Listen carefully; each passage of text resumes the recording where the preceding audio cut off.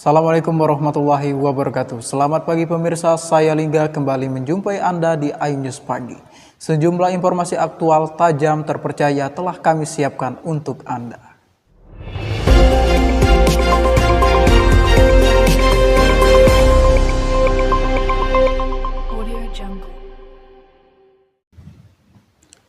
Pemirsa, Partai Perindo mengapresiasi putusan Mahkamah Konstitusi yang menggratiskan jenjang pendidikan dasar SD, SMP, dan madrasah atau sederajat, baik di sekolah negeri maupun swasta.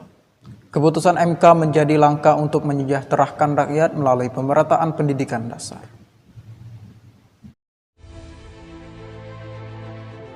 Mahkamah Konstitusi mengabulkan sebagian permohonan uji materi pasal 34 ayat 2 Undang-Undang Nomor 20 Tahun 2023 tentang Sistem Pendidikan Nasional, khususnya terkait frasa wajib belajar minimal pada jenjang pendidikan dasar tanpa memungut biaya. Putusan ini nantinya akan menggratiskan jenjang sekolah pendidikan dasar mulai dari SD, SMP, dan madrasah atau sederajat. Putusan tersebut disambut baik oleh Partai Perindo. Wakil Ketua Umum 1 DPP Partai Perindo Sortaman Saragi menilai, putusan ini menjadi langkah untuk memastikan kesejahteraan seluruh rakyat Indonesia melalui pemerataan di sektor pendidikan. Karena ini adalah keputusan yang sudah mengikat. Dan saya kira pemerintah juga tidak ada alasan untuk keberatan. Karena toh biaya yang dipakai untuk itu adalah biaya yang berasal dari negara atau dari bangsa ini sendiri. Bukan dari biaya yang ditanggulangi oleh pribadi-pribadi atau pihak-pihak tertentu. Tentu tidak ada alasan untuk tidak melaksanakan ini di dalam pendidikan negara kita. Partai Perindo meminta pemerintah segera melaksanakan putusan MK yang bersifat final dan mengikat untuk segera mengklasifikasi sekolah swasta mana saja yang bisa digratiskan demi pemerataan pendidikan di Indonesia.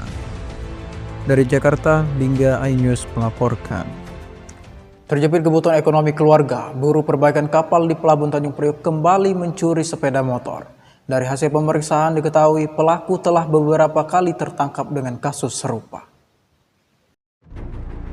Untuk kedua kalinya, Gewi, warga Muara Baru Panjaringan, Jakarta Utara, kembali berurusan dengan hukum.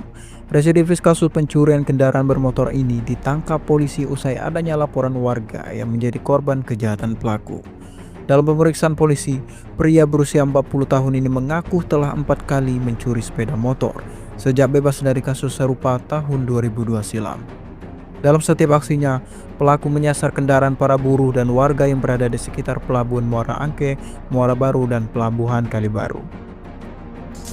Dari hasil pengembangan dan wawancara dan interogasi dari tersangka, ternyata ditemukan 4 kendaraan motor lain, yaitu Honda Beat, kemudian Yamaha Mio Soul GT, Yamaha Mio Soul GT juga, kemudian Yamaha Jupiter Z.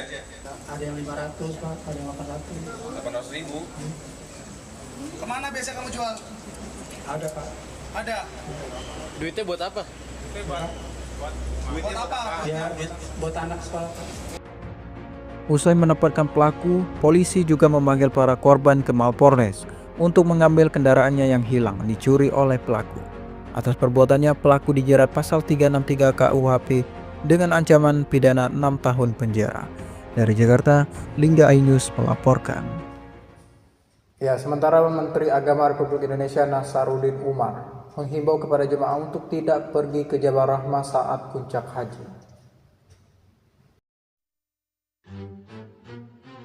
Jabal Rahmah kerap menjadi destinasi jemaah haji Indonesia saat menjalani wukuf di Arafah. Jabal Rahmah merupakan bukit yang letaknya sekitar 20 km dari Mekah dan terdapat monumen yang menjadi penanda pertemuan Nabi Adam dan Hawa. Jabal Rahmah sering dikunjungi jemaah haji dari berbagai dunia tiap kali wukuf di Arafah. Namun untuk tahun ini jemaah diimbau tidak datang ke Jabal Rahmah untuk menghindari cuaca ekstrim yang diprediksi mencapai 50 derajat Celcius. Selain itu juga untuk meminimalisir ketersesatan jemaah karena begitu luasnya Jabal Rahmah. Sudah ada ketentuan dari pemerintah Saudi Arabia antara jam 10 sampai jam 4 sore tidak boleh keluar-keluar kemah, ya apalagi pergi ke Jabal Rahmat ya kan. Dulu kan jamaah kita itu suka ke kunjungi keluarganya ya, suka berkunjung ke gunung, bahkan mungkin juga pergi ke ada juga tempat belanjaan. Nah sekarang ini didisiplinkan oleh pemerintah Saudi Arabia agar jangan pindah, pokoknya jangan banyak keluar lah. Banyak polisi yang mengawasi jamaah karena menghindari kehilangan, ketersesatan jamaah kan di sini. Pemirsa, Presiden Prabowo Subianto bersama dengan Presiden Prancis Emmanuel Macron mengunjungi Candi Borobudur di Magelang, Jawa Tengah. Prabowo dan Macron mengungkap Candi Borobudur cerminan pesan kemitraan yang kuat antar dua negara. Presiden Prabowo dan Macron tiba di Candi Borobudur pada Kamis siang. Macron mengagumi keindahan arsitektur Candi Borobudur dan mengatakan ada pesan toleransi pada candi yang juga digunakan sebagai tempat ibadah.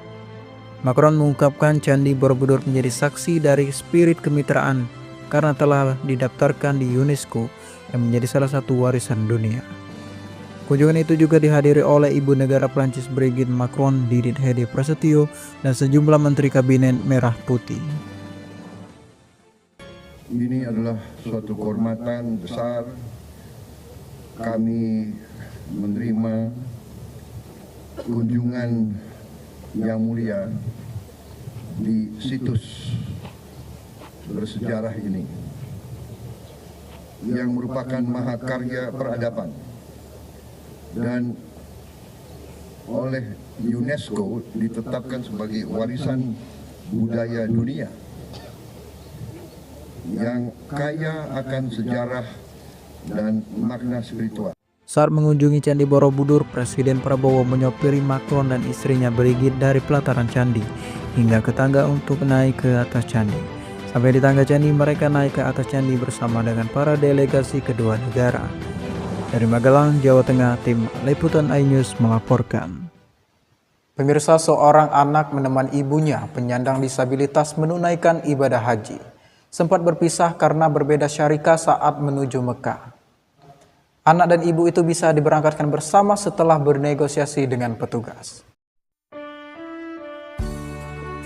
Di tengah lautan ribuan jemaah memadati Nabawi, terselip kisah haru seorang anak perempuan mendampingi sang ibu penyandang disabilitas. Bersama-sama mereka menampaki rangkaian ibadah haji dari Madinah menuju Mekah. Sebelumnya, Fatimah Zahra, jemaah calon haji asal Jember dari Kloter 31 Surabaya, sempat terpisah saat diberangkatkan dari Madinah ke Mekah. Mereka ternyata terdaftar di dua syarikah yang berbeda. Agar bisa tetap membantu sang ibu, Fatimah meminta bantuan petugas daerah kerja Madinah. Kepala Sektor 2 kemudian bernegosiasi dengan pihak syarikah dan mencabut nama Fatimah dan ibunya dari Manafis agar bisa diberangkatkan bersama anaknya. Tapi bahagia banget Umi bisa sampai sini gitu. Meskipun dengan kekurangan seperti ini, saya sudah komitmen dari depan. Mata saya juga matanya Umi, kaki saya juga kaki Umi. Bagi Fatimah, haji bukan hanya perjalanan spiritual, namun juga tentang cinta dan kasih sayang serta pengorbanan. Dari Madinah, Arab Saudi, Lingga melaporkan. Ya pemirsa, berita tadi sekaligus mengakhiri perjumpaan kita dalam iNews hari ini. Saya Lingga mewakili kerabat kerja yang bertugas mengucapkan terima kasih atas perhatian dan kebersamaan Anda. Sampai jumpa. Wassalamualaikum warahmatullahi wabarakatuh.